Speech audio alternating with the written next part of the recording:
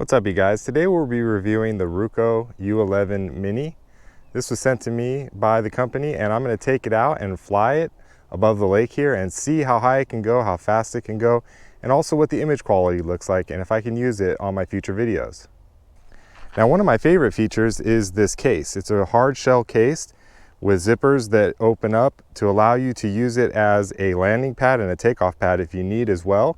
And it does have this really handy handle that kind of pops out if you want to carry it with you. Now, opening this zippered pouch here, you can keep your manual and all your additional parts. Comes with charging cables as well as extra blades and propellers if you need. With the foam protector, we take that off here. You'll see the controller. It comes with 2 batteries and the drone itself, as well as a protective cover over the camera lens to keep it safe and protected. Now, I have used this drone a few times, so you can kind of see a few scratches here on the blades, but overall it's been very durable and held up great. Now, taking out the controller, it's really cool. It's got the control knobs that store in the bottom here, as well as a charge port to be able to charge the controller itself. And if you just pull up on the top here, this allows you to fit your phone in, and it'll hold it tight with a spring-loaded mechanism to keep it in there from falling out. It also comes with USB-C and iPhone cables so that you can connect your phone directly to the controller, and it allows you to keep your phone charged while you're flying the drone. You'll see 3 different levels here, settings of Cine or Cine for cinema, normal, and sport. And that will allow the drone to fly at a slower speed for video, normal, and then sport if you just really want to fly the drone quickly.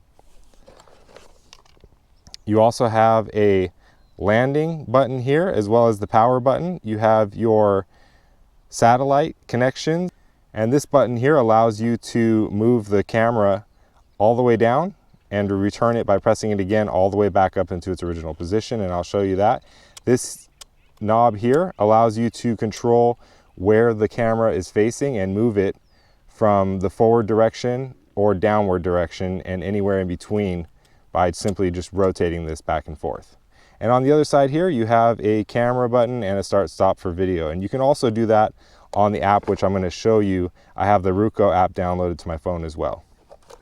Now, it comes with 2 batteries, and those come with a 35-minute flight time each, giving you over an hour of total flight time. And if you hold the power button down, it'll show you the level of charge there. As you can see here, I've fully charged this up. It's ready to go. You just hold the button down and it turns it back off.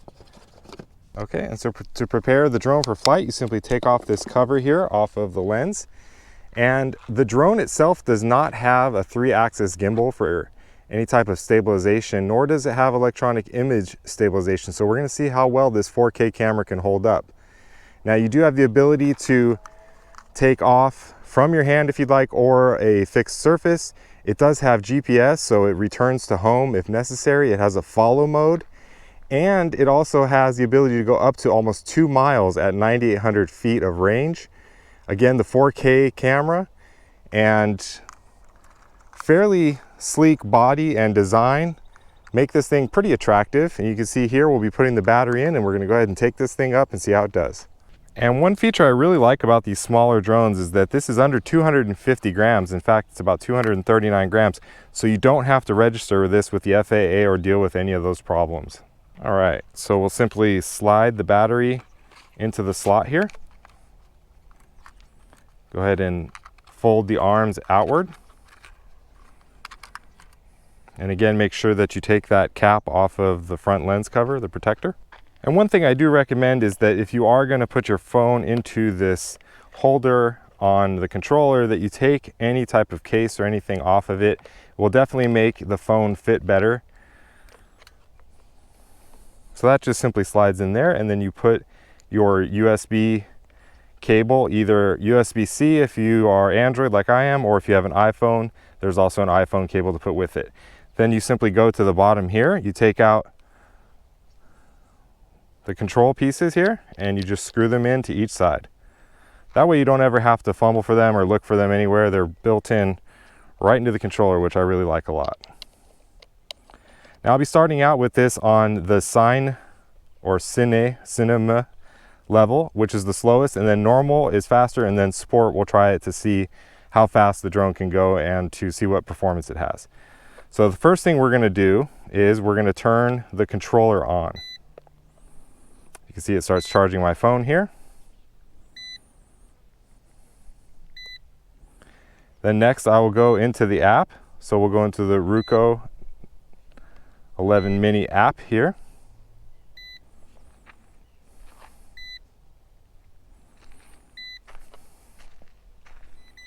And now you'll hear the controller beeping while it waits to connect to the actual drone. In order to turn the drone on, you just simply turn the battery on, hold that button down in the back, you'll hear it beep. Now I'm going to use the case as my takeoff and landing spot. We'll go to controls here. So just to review really quickly while this is setting up and finding all the satellites, we have the takeoff, the landing, we have the ability to, this button here will do a follow mode based on image or GPS. This shows the direction of where you're facing towards the drone or away from the drone. You also have the ability to look at any photos or videos that you've taken. All right, so now it is connected. We'll go ahead and set this to video. And you can see your level here, 100% on the drone, 94% for the controller itself. We have 11 satellites, and you can currently see the image there as well. It'll also show your distance, your height, your distance speed, I believe that is, and I can't remember what VS stands for. But we're gonna go ahead and take off. So what we'll do first is we'll start recording. All right, so now we're recording, and we will go ahead and hit the takeoff. It will say slide to start the motors. The motors will start up and start spinning. Make sure they're all working properly. And then when we're ready to take off, we just simply press the takeoff button. And that's it, folks. It literally is that quick where you can set up the controller, turn on the drone, and be up in the air in that amount of time. Now, it is a little bit windy today, not very much. There's a slight breeze. We're on the top of a hill here, and so there is just a little bit of breeze as we go higher. You can see the drone here is kind of hovering. Now there is no obstacle avoidance on this drone, but there is a sensor on the bottom for landing and takeoff. So as you will see there, it will go up higher and lower as something below it pushes it up. Okay, so we can see the image there. It's a 2K image, I do believe, on your screen here, but it is a 4K image from the camera on board going to the flash drive. All right, so we'll go ahead and take that up a little bit. And we have side-to-side movement there, and then you're also able to turn the drone sideways. So what I want to do is, I'd really like to fly out over the water and go as far as I can. Now, when you start out, it's going to be in a beginner mode here. You can turn that off, say quit beginner mode, and then click save. It's important you press save. If you don't hit the save button, then you will not be able to keep that, and it will go back into beginner mode. So you really have to save. I'm going to set this really high since we're up here at the top of the hill so that it doesn't accidentally run into a tree if there is a need to return to home. Always click that save button, okay? We'll go back out onto the screen here. As you can see, the drone is somewhat above me, and what we're gonna do is just go ahead and fly out over the lake. I'm gonna get a little bit of altitude here, and then we're gonna fly forward over the lake. Now, like I said, you do have the ability with this button in the back here that slides right and left, and that will raise and lower the camera. So it can go straight down, or it can go back up out. Now, if you want to do it quickly, you press this button here on the side. That will make the camera go all the way down on its own. And then you press it again, it will make that camera go all the way back up on its own. So pretty cool feature. All right, and now it's going to show us feet per second and feet per second of, I believe this is distance and vertical speeds. So going forward and going upward. So if we go up, that vertical speed is now 8 feet per second. We're at 70 feet in the air. And if I press forward here, it's going to make us go to about 16 feet per second, 14 feet per second, as I hold that forward, okay? Now I do have this in the cinema mode, which is the slowest mode possible. Okay, there is normal and sport as well. So we're just gonna go ahead and fly over. We're at a distance of about 300 feet now. So it does have the ability to go up to 9,800 feet away, so almost 2 miles, which is really impressive. So I'm gonna see if we can get it to go out over the water here, just to give us a little more of an image. Now, as I go forward there, you'll see that the image does tend to kind of, you know, go downward and then sort of bounce back up, right, like that, as I, you know, go forward and backwards. So if it had electronic image stabilization, or if it had a 3-axis gimbal, you wouldn't have that type of movement. Unfortunately, this drone does not have that, but it may be something that they decide to include in the future. So we're at about 85 feet. I'm sorry, 423 feet away and about 85 feet of height, okay? So we're gonna just kind of keep going, and we're gonna cruise over the lake here at this moment. I'm gonna kind of tilt that down there. You can see sort of what it's flying over. I'm going about 8 feet per second here. I can bring that back downward more and see really what's just right below it, or I can bring it out and kind of see the horizon. Pretty good image quality that I'm seeing just on my phone here. It's really impressive, actually, considering it's transmitting that far. So I'm going to go ahead and fly out over the water here. Now I can no longer see the drone. I do know where the drone is directionally, but I can't actually see it in the sky. So I am relying on my phone to do that for me. Now, one thing I want to try is I want to try the return to home and see if that will actually work.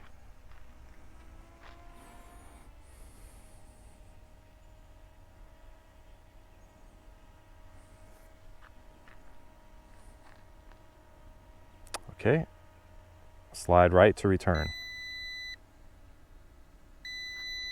Now let's see if this works here. So now we're returning to home, so it should land itself back onto the takeoff spot that we did earlier here on the pad. So I am not touching any of the controls, as you can hear it beeping, signifying that it's doing that return to home.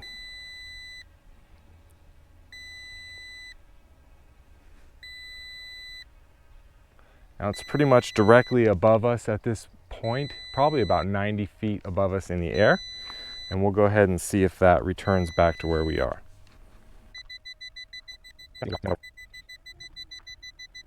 All right, the drone is directly overhead at this point.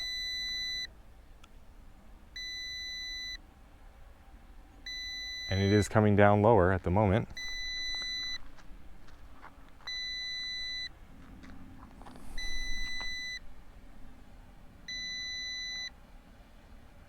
Okay, it's definitely getting lower. Let's see if it'll land on that pad on its own without me touching the controls at all. All right, it's definitely coming down. I'm gonna go ahead and tilt the camera up for you guys to see that. I'll stand a little further back as well so you can kind of get everything in view. So I have the controls here that I'm not touching, and we have the drone coming down fairly quickly now. And let's see if we can get it to land on its own landing spot. Okay, it's really close, guys. Let's see if it lands on the box. So not quite. Okay, so pretty close. I had to move it over there at the end. So it didn't quite land on the box, but it did come within a few feet of that. So pretty good overall. So I'm gonna leave this in sport mode and kind of fly around and do some maneuvering just to see how fun it is to fly rather than the image quality itself. Now I am going to record this, so we'll go ahead and turn that on. We'll hit the takeoff button there. We'll slide this to turn the motors on. So that will turn the motors on the drone, and then we will hit takeoff. So really easy to take off. Now for landing, I just want to show you guys really quick, since we did the kind of automatic return to home there. It's very easy.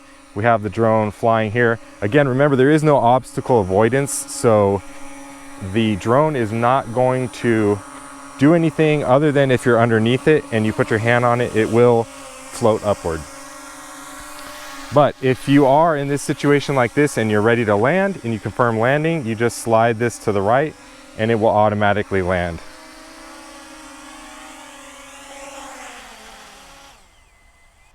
And it will turn off the propellers as well. Okay, so we're gonna take off. So we'll go ahead and slide this to turn on the propellers again, and then we will hit the takeoff button. So I'm gonna go ahead and you can see how quickly that flies up there. I mean, that's incredible how much power this drone has. I'm gonna go ahead and show you that again in real time. Let me go ahead and turn the camera out towards the lake so you guys have a good image there. So as you can see, this is at about my height right here. Okay, I'm gonna go ahead and take off and watch how up as fast as I can. So, okay, so that's saying that's at about 42 feet. So that did that in about 3 seconds or so. Really incredible. All right, if you guys look over here, there's a tree, and I wanna see if I can fly through that down tree branch right there. There's kind of a hole. Let me go ahead and bring the drone backwards. Okay, and I wanna see here. I'm actually gonna put it on normal because I think sport might be a little too quick for me, to be honest. And I just wanna see if I can fly it through that hole there. Okay, I did it. Not very smoothly. That was pretty. All right, so now I have GPS follow enabled, and I'm gonna see if the drone is able to sort of just follow me walking along here, along this path. All right, so now it has me in view. Let's go ahead and turn GPS follow on. Go ahead and slide that there.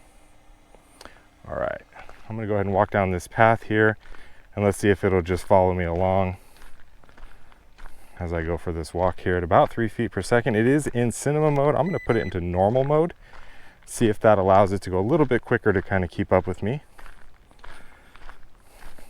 So pretty cool. I mean, again, if there was image stabilization here, I feel like this would be the ultimate tool for any content creator to be able to have a camera following them while they're riding a bike or doing a review or any type of situation, really. As you can see, there's a little bit of wobbling there of the video up and down. Now there is no obstacle avoidance, so I'm walking next to this tree right here, and I don't know if that will hit that or not, so I can't go too much further here. That is one thing that I think is kind of also holding it back. If it had obstacle avoidance, you would definitely be able to, you can see it's backing up there to keep me in frame. Obstacle avoidance would be great in order to allow you to go in between trees and everything like that. All right, guys, let's get one last shot of this sunset. I'm gonna try and go through this tree again and kind of get a really cool image, go through the tree, and then try to go up into the sky. Check out that, guys. Beautiful, though. I mean, that's a pretty good image right there. Fairly stable, a little bit of shaking, but not too bad. All right, let's see if I can fly through this.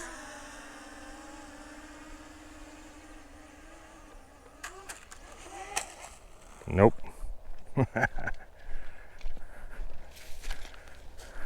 All right, so a little bit of durability testing here. I'm gonna be careful not to find any snakes in this high grass. Okay, so we ran into that tree. Now you may be wondering, okay, how durable? Okay, so we ran into that tree and you may be wondering, how durable is that? Well, everything seems to be okay. Let's see if we can launch this thing again.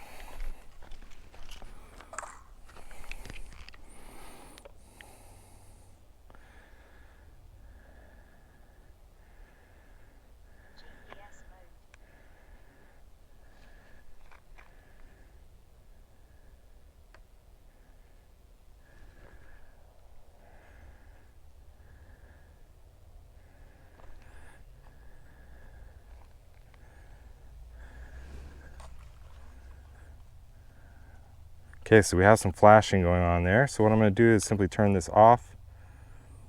Probably doesn't like that those had to stop immediately like that. We'll go ahead and turn it back on again. Set that back down.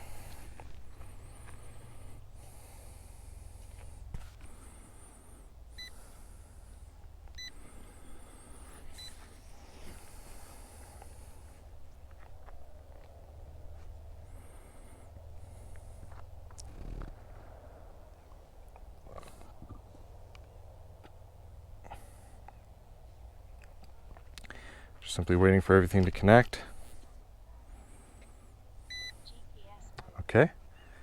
Go ahead and slide to turn the propellers back on. So look at that, guys. I hit the tree.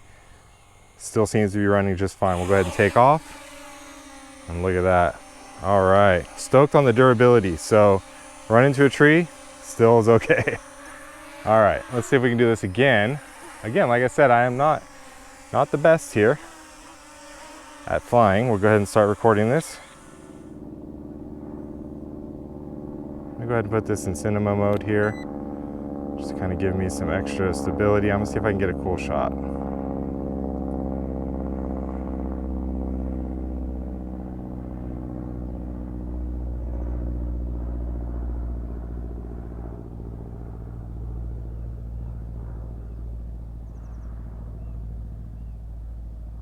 So we are hitting some turbulence, some wind up there on that side of the hill. There's definitely some wind coming up the hill, but take a look at that, guys. Beautiful. Now, just to show you kind of where the drone went, I went out this direction here and just over the hill there. And it's up right in the sky, right through that branch right there in the middle. We'll go ahead and turn back around, come this way towards the lake.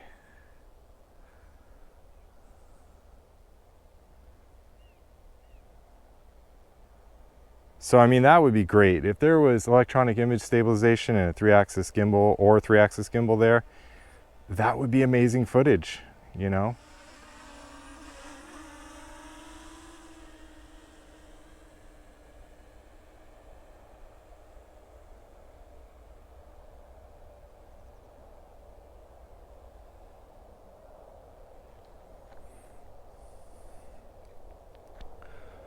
All right, guys. I'm going to bring this thing back in and give you my final thoughts. It's pretty quick. And showing, you know, like 30 feet per second, it really goes up really quickly. Pretty impressive.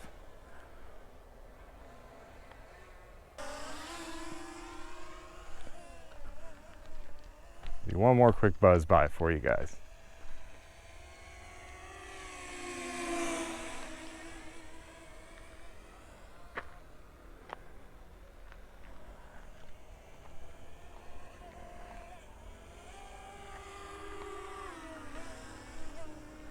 Very cool.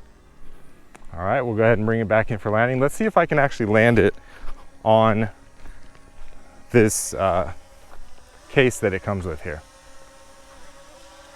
Let's see how good I am. Now it is in sport mode. I'm gonna go ahead and put that in cinema mode to kind of slow things down here.